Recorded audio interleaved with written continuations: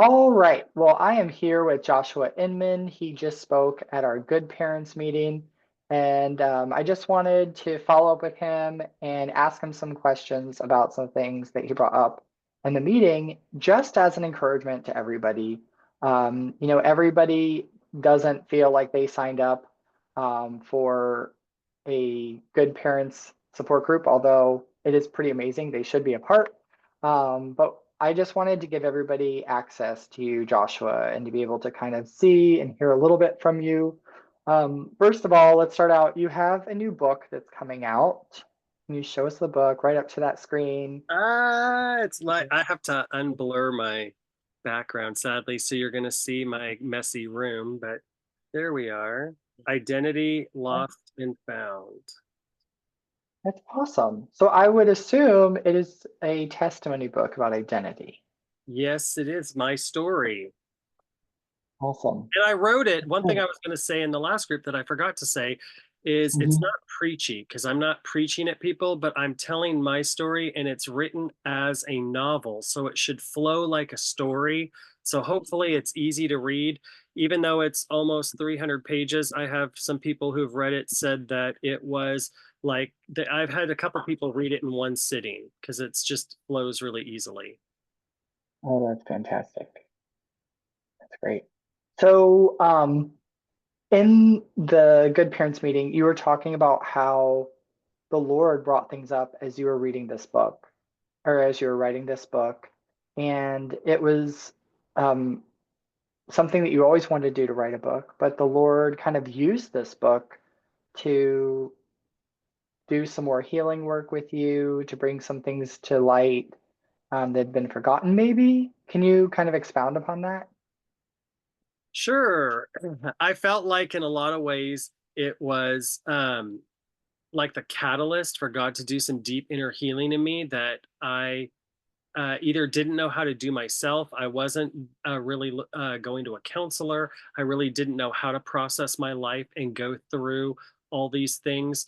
But, when you stir the swamp, things start bubbling to the surface. And, um, I would, my first draft, my writing coach said, well, this is like reading a newspaper. There's no emotion, it's just facts. And so she's like, well, how did this stuff make you feel? And I'm like, well, I don't know. And so then she started digging deep and she kind of taught me in some ways, or the Holy Spirit worked with me. It's all a blur. So I really don't know specifically. But like, for example, how I can explain a lot of the work that God did is that he would expose a wound in me or a hurt. Like, for example, my writing coach, there was a time with my writing coach that she made me wait all day. I took the day off to work on the book. We would work twice a week. And I spent all day waiting for her to get around to working on the book. And she made me wait almost all day before she told me it wasn't going to work because she had all this other stuff going on. And I felt so disrespected and I was so mad. And so I went to God and I'm like, okay, you know, I understand her reasoning. It makes sense. It's not intentional, but why am I so angry? And God revealed to me that when have to wait on people, it was triggering the times that I had to wait for my dad as a kid to show up to pick us up for his weekends, and then he wouldn't show up. And so when I have to wait for people it triggers that pain. And I had no idea about that till he revealed it. So it's stuff like that when or sometime there was a time where I was at work and there was a song on my iPod that somehow I had this song and it shuffled through and it played and it just God used it to rip a hole in some hurt that I had no idea about till he put his finger on it and exposed it. And then I was able to go with him and sit with him and ask him to bring healing to these things. Other times I would ask him, okay, why is this bothering me? What's going on here? And sometimes he would show me right in the moment. And other times I would wake up at 2 in the morning, tossing and turning with the answer in my mind. Like he would bring back a forgotten memory, or something would pop into my mind, and I'm just tossing and turning, thinking about this, and I'm like, "That's the answer to what I asked." Stuff like that. Does that answer your question? Amen. Yeah. Well, it's kind of funny that it's kind of like you're walking with God in like a state of prayer and noticing him and how his kingdom is like revealing things to you. And it's so, I feel like it's like kind of so opposed to what we hear of when we hear of like pray the gay away. You know, it's like Right. alien to that whole concept is like what you're describing is the abundant life that God offers and like hearing from the Lord and having a relationship with him. And when people think of the church or they think of these things, they think of like the do's and don'ts. But what you're describing is not that. What you're describing is a relationship with the Lord where he like kind of surprises you with, that's what we're working on today, brother. Right? Well, see, Yes. exactly. And like the other day, I woke up not long ago with some shameful memories in my mind. So I got up, I made some tea, and I sat in my favorite chair out in the living room in 3 in the morning or whatever, and just ask God to bring healing to those memories. And I posted about it on Facebook, and people are like, oh, that's just the devil attacking you, and you need to rebuke that. And I'm like, okay, well, whether it is the devil revealing it or whether it's God revealing it, either way, it's there, and I can take it to God and say, please bring healing to this, because clearly it's still bringing shame to me. So clearly he wants to bring healing to it. But a lot of times when I feel anxious or scared or I can't sleep, or when I have my quiet time, I imagine myself as a little child crawling up in Abba Father's lap, and I just sit there in silence in just peace, knowing, just resting in that. And there's been times, like another way I practice the presence of God is I did an inner healing session with someone once, and God gave me this vision that I was this Roman soldier with all these, with the gear on, and he had to remove all these parts. And he showed me that I was just a child underneath all this stuff. And he took me out into this field and played with me. And so there are moments that I'm stuck in traffic, frustrated, and then I just meditate on those moments. And it's like I'm joining God on this field and playing with him while I'm stuck in traffic, these just tender moments that I can practice the presence of God in my daily life that, I didn't understand this stuff before of Hmm. how we can experience God. And I really think a lot of it, he started pouring out his love on me. And one time I went to church, and it's like the sky opened and he reached down towards me and said, I love you. And then there was another moment where I was at church worshiping, and it's like he flung the gates of heaven open and said, welcome home. And then there was another moment where I was worshiping, and he showed me a vision of him standing in between me and the bullies at school, and that he was trying to protect me from these bullies that I couldn't see with my human eyes, but he was there all along. And things like that just really showed me, it really made me secure in his love. And now I don't have to question that because I know. Well, it's like you've bonded with the creator of the universe, sort of Well, thing. one person told me when I was sharing my testimony recently, one person said, it's almost like you were reparented by God. And I said, oh my gosh, that's a great way to say it, because Yeah. it's so true. And That's like your new book, your second book title. right, right. Well, and that's available to all of us. But I ran from God for a long time because the devil lied to me about the character and the goodness of God, and I believed it for a long time, and it cheated me out of years of having a personal relationship with God because I was so afraid. Yeah. So when you were talking to the parents earlier today, you said that you were relating to God as if he was your dad in ways that, like, basically you didn't feel he measured up, sort of thing. Like, can you go into that a little bit? How you were like treating God like you would your earthly father and you didn't Well, realize it? it's not like I was treating him like my earthly father. It's like I was Oh, viewing him through the lens of my father. So I expected okay. him, I guess, like I didn't understand, this was all subconscious until God revealed it. But it Yeah. was the fact that I was viewing God through the lens of my father. And my earthly father left when I was 12 or 13, when he left our family for another family. And so I kept waiting for God to leave me too, because he had left. And so through this fractured human being, I was viewing God through this lens of humanity, I guess you could say. And so I was Mhm. unaware that I was even doing it until God showed it to me. And he also showed me I was viewing my father through a lens of pain, my own pain, and the things that he'd done to me or didn't do for me that I felt he should, my own anger and frustration, that it was blocking my relationship with my dad. And I wasn't seeing my dad objectively Mhm. until We he showed. talked, yeah, one of the things you brought up was like a letter. You said that, well, could you just explain the letter situation a little Yeah. bit more? So my when I was a missionary in the Philippines, I wrote my dad a letter pouring out my hurt and anger and the things that I felt he owed me that he needed to answer for. And he wrote me back and um, basically gave me his side of the story. And um, but I felt like he was blaming my mom for more than what should have been appropriate. I felt like he wasn't Mhm. taking personal responsibility, so I called him out on it. And then my stepmom wrote me, and I felt like the letter had said, this was in 1998. I felt like she said in the letter, we would love to have a relationship with you, but you basically don't want anything to do with us, so we're not going to have a relationship with you, is basically how I took her letter. And so for years I would tell people, oh, they want nothing to do with me, and I've tried to make things happen and nothing is happening, and I blamed them for a lot of anger that I had.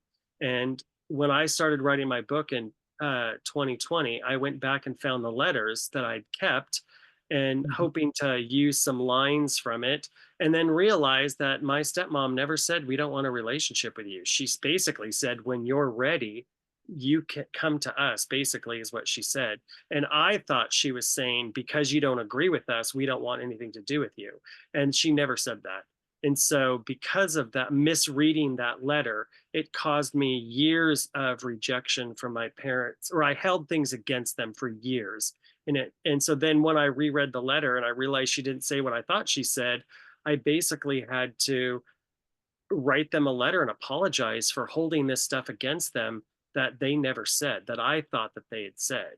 And just kind of talk to them. We really weren't talking very much at that point. We were just starting to reconnect after about 10 years of no contact, or very limited contact.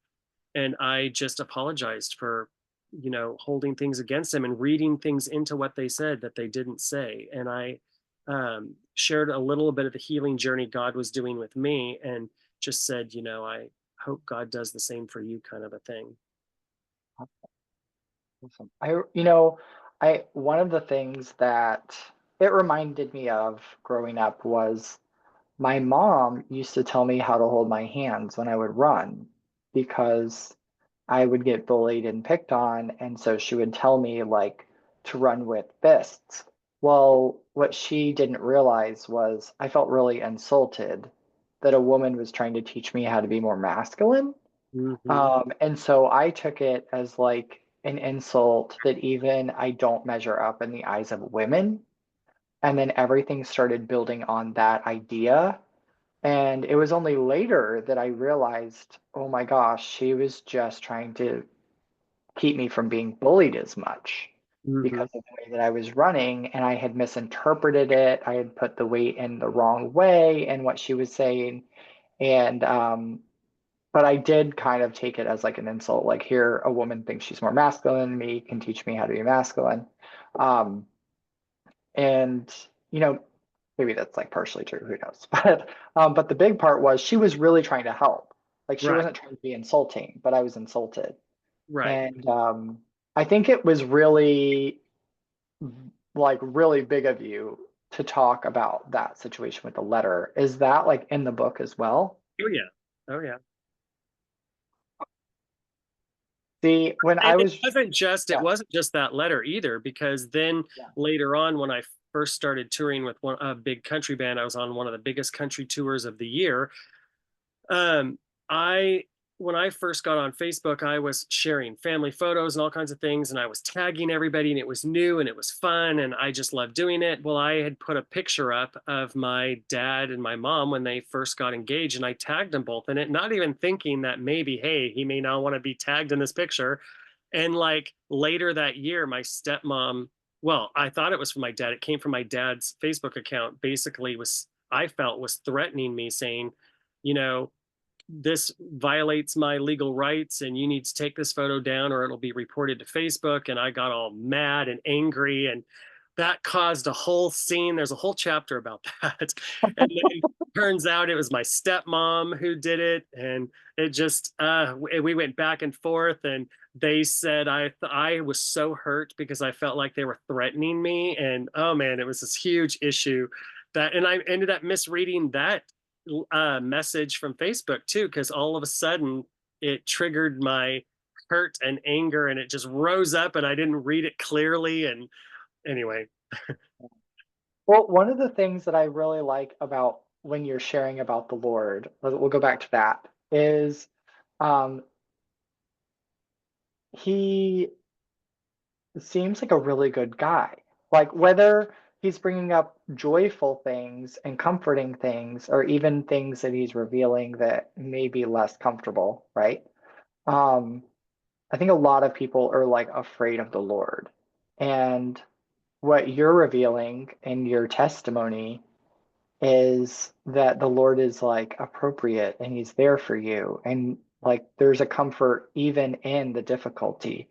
And I just really find that that's just very healthy and healing. And it's obvious that you have a personal relationship with him. Do you want to kind of speak into that a little bit? yeah. I really feel like, because I feel like God ordained the family unit to be a representation of us with the Father God. And we have such a broken system, and people are so broken by sin and their own stuff that nobody's perfect. And so I think that we unintentionally, subconsciously view God through the lens of our parents, and our parents aren't perfect. Mhm. And so we transfer that to God. And I mean, I don't know if it's well intended people in church who say things to us, or I mean, I think that most people have a universal fear of God, and I really think it's demonic because God, I mean, when I would read the Bible, the things that stood out to me was God's anger. And it wasn't like the stuff his tenderness and his love kind of filtered through. Oh, yeah, he said he loves you, but can you really count on it? Kind of a thing is what the devil would say to me. And, it made sense. And I was afraid of him because of my sin and my wrong choices. And I really think the fact that people have it's such a universal fear of God, I think it's demonic, but I think we have misconceptions about God. And I don't think we have good, a lot of times we don't have good representations of God. And so because like we're supposed to be his people, but we're so broken, we're just trying to make it and heal from our own stuff. We have a tendency to throw up on other people or wound people Mhm. unintentionally. And I just think that people build that against God or hold that against God when it's not really who God is. And so when I finally pushed the fear aside and pressed through to the secret place and started spending times in solitude and quiet and being still with God, I realized he wasn't gonna punish me. The punishment was taken when he died on the cross. So he was there waiting for me to come to him so that he could put my life together and restore me. And that's what he's been doing. And I really wish I would have pressed through to that 20 years ago and not more recently, but I'm thankful I finally did. Yeah, well, um, I think that's kind of like the message that keeps coming through in all of the things that you're talking about is like God is available because of what he's done. And because of that, he can minister in all of these ways. He's not just like a one note, like I'm just here for when you're happy. And but he's there in all these ways. And that really comes across, I think you've said it like 3 or 4 times today in different ways of like Jesus died on the cross for us. Um, and I was thinking of him this sort of way, but he already paid the price for that. Like, if I knew that, I could just come to him. And that just seems to be like the message that just keeps coming through. And I'm really grateful for that. I'm really encouraged by that. I think other people will be too. They're just like, that's right. I'm kind of forgetting. Well, But I he, did. but I he did for a did. long time. Well, I mean, it's one thing to have the head knowledge, but it's another thing Yeah, to experience it. And you can that's read in right. the Bible, oh, God loves you, but you really question it if you've never experienced it. It's like, is it true? Can you really bank on it? Can you trust it? And I am so thankful for what he's shown me and revealed to me because it's changed my life. Yeah. So, tell me a little bit more about, well, first, I know that you're in a like documentary. It's on genderidentity101.com. Dr. Julie Heron Hamilton, who everyone respects, was that was like her project, I guess, right? Yes. Okay. And so how is it to be a part of that documentary? And um, when is a time when you would encourage someone to watch that on that website? Um, I got approached to do that documentary through Christine Sneeringer, which I'm sure because she lives in Florida, a lot of people probably know her, especially in these circles. And she was a good friend of mine. I met through Cy Rogers, and she told me about this documentary that Julie was doing. And she said, "Hey, they just need one more guy. Are you interested in doing this?" And I said, "Of course, I would love to. I'd be honored."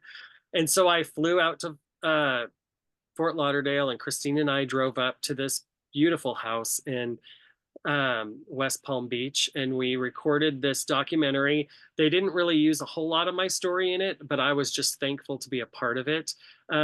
Some of the people who were in the documentary I've seen in other documentaries or other things, and it was an honor to join them. It was an honor to meet them and be a part of it. Um, I just think it's such a good, I mean, I just watching that documentary helped me figure out ways of sharing my story more effectively and clearly. I mean, it just really ministered to me, and I was in it. Of course, I didn't see all the other stories because they were filmed throughout the day and I was only there for my part. But it was really nice. It was really encouraging and healing in a lot of ways for myself to watch it and hear the stories. And but I don't know if I have any time to say, oh, this is the best time to watch it. I just say, watch it and share it and share it and share it because there's so much hope in that because people really think that homosexuality and gender confusion and transgenderism that it's just you're born that way and you can't do anything about it, so we got to fast track these kids on this conveyor belt to change to transformation chemically and physically. And really there's a lot of deeper things that get exposed in this documentary. That's one of the things I love the most is it shows that it's a deeper thing than just a cosmetic fix because those things don't fix anything really. And so I just love the message in this documentary. Yeah, I watched it. I watched it over a couple days because it's a little bit longer and had other things going on. But once I started it, I had to keep going. And so anytime I got a little bit of time, I would watch it. And it really laid out development well. And I actually appreciated that it kind of married the gender dysphoria that people feel with the same-sex attractions that people can feel at the same time instead of totally separating it and making it more like you're a human being, you're a deep person, you can feel multiple things. And and like you said, like people are deep. It's not just like a shallow issue. It was so incredible to hear all of you talk about your experience and even what God did. Um, it was, and to have everything laid out really clear. You guys did such a great job with that.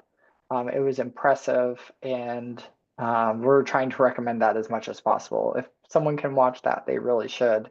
Now, your book is a beautiful book. It is, I would say, a meaty and humble book. And You. so who would you say that your book is primarily intended for? And when can we expect to get a hold of it? So initially, I wrote it for people like us, overcomers, struggling to overcome life. Like our, like I think I did a fairly good job of showing the struggle between trying to reconcile sexuality with faith and God's goodness and all the misconceptions and lies that I had. But um, I started to realize, some of the parents that read it for endorsements and things or for feedback were saying, this really helped me. I had one lady who her kids aren't same sex attracted, but she said it really helped me identify they're going into their teen years. And it really helped me look for pitfalls for them with pornography and other things. And so I think parents, it's good for parents because it kind of gives them a view of what their kid, especially if they're same sex attracted, are going to struggle with or what they struggle with, some of the things that they deal with. But it's also, it talks about the dark side of addiction. And so people struggling with addiction problems will probably find encouragement from it, even if they're don't struggle with homosexuality or sex addiction, because it shows the struggle I went through to for God to bring the healing to the addiction parts of things. And so I think there's multifaceted what do you call it? Groups of people that could get something out of it. I really think, and we're all broken, and it's a story of redemption. And so I think that anybody, no matter what their walks of life, could get something out of it. Yeah. And I'm I think it's, hoping yeah. to have it out.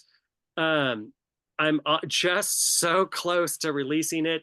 It's going to be on Amazon. I don't have a publisher. I didn't want to spend a lot of time trying to go through a publisher just to have them soften some of the more um, honest moments. And so I decided to self publish on Amazon. I don't know yet when it's going to come out. I'm shooting to do a release party on March 22nd, but I'm hoping to release it before then. But I don't know as of yet when that's going to be. But hopefully in March is my goal. It Yeah. would took me Okay. it took me like 5 years to write this. I started it in January 2020, and so I'm ready for it to get out. Yeah, well, I think a lot of people are, and a lot of people are going to benefit. Um, it's definitely not a kid's book. No, no, This, I had one person tell me it's probably would be considered PG-13. yes, yes, I would agree. I But mean, it's very, I tried to write it where it wasn't too triggering for people or explicit, but some yeah, people said because of the honesty, it might be deemed as explicit, even though it's not. And so I put a disclaimer at the front of it, basically saying because of what the topics are, it's not good for kids. yes. Um, I think the book is really good for someone who really wants to understand. And like you said, especially as adults, we tend to see things as adults and we forget how kids see things and the weightiness and the perceptions. And you really captured that so well. It's like someone's right there with you. And I think your writing was fantastic. And I'm really glad to be able to endorse it as a local ministry, because I know that the people in our ministry will benefit immediately from it. They know you. And so it will be like a whole nother level for them. And hopefully they'll be your biggest cheerleaders and help get the book out for you. But it really was very well done. And you can tell a lot of thought and care went into it. This is not something that's just gone through to have a book out there. It's very Yeah. good. Um, so I Well, and just want to thank you. I have to say, my writing coach, I have to give lots of props to my writing coach because she pushed me to do my very best and in excellence. And that's why it took 5 years, but it was so worth everything I went through to do it. Yeah, it's great. And the person, whoever you surrounded yourself with, had to have been good people because it's, um, it's an anointed book. It's an anointed book. Thank So you. I want to thank you, Joshua. Thank you for being part of our Good Parents group tonight and sharing your testimony and being vulnerable, answering their questions. and also just giving us access to your life in this way. Some people, they're just not comfortable with it, but you've been very charitable with us and letting us know your story, giving us your time, writing this book, doing documentaries and things for people. And especially in this day and age, it is a very charitable thing. And so thank you so much for honoring us with what God's doing in your life. And look forward to all that is going to come of this. Let the Lord open some doors. Thank you. And thanks for the opportunity. And anytime you want to have a conversation with any of your groups or anything, just let me know. I would be honored to do it. All right. Thank you, Joshua. Have a good one. Thank you.